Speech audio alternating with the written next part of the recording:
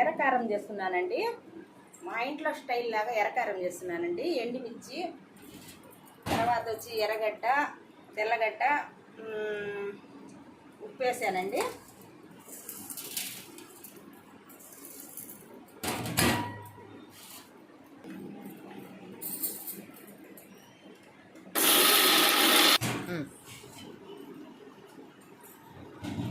చూడండి, ఈ రకంగా ఎర్రకారం రెడీ అయిపోయిందండి.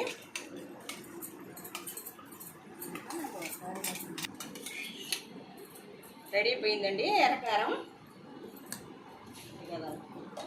వేరుశనగపప్పు చట్నీ చేస్తున్నానండి.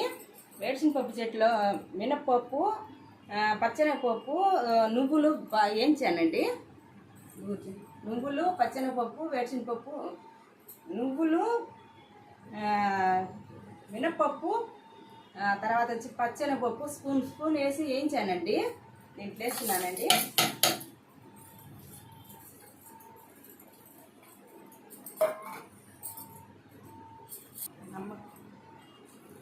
కొంచెం ఉప్పు వేసానండి, కళ్ళు ఉప్పు వేసాను. కొంచెం పేస్ట్ చేయాలండి. ఇది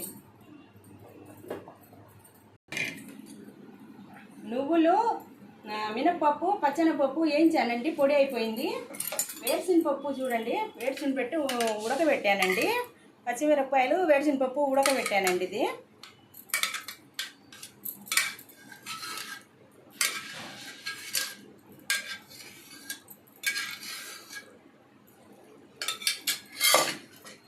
తెల్లగడ్డలు వేస్తున్నానండి.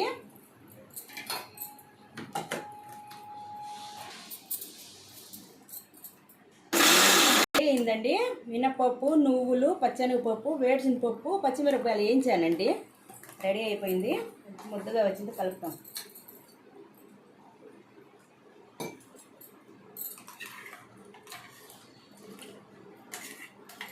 దీనికి పోగు వేస్తున్నానండి.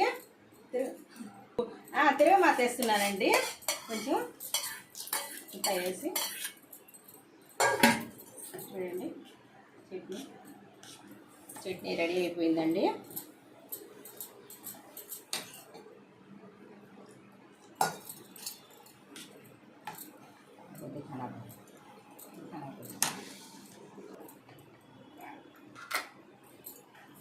వేడి వేడిగా ఇడ్లీ,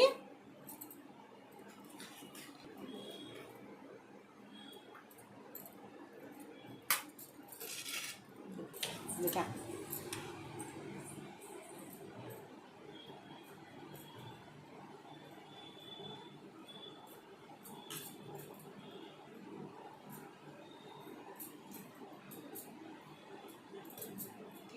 ఇడ్లీ చట్నీ అండి. చూద్దాం అయినా ఎట్టుందో. భలే ఉందండి, సూపర్గా ఉందండి.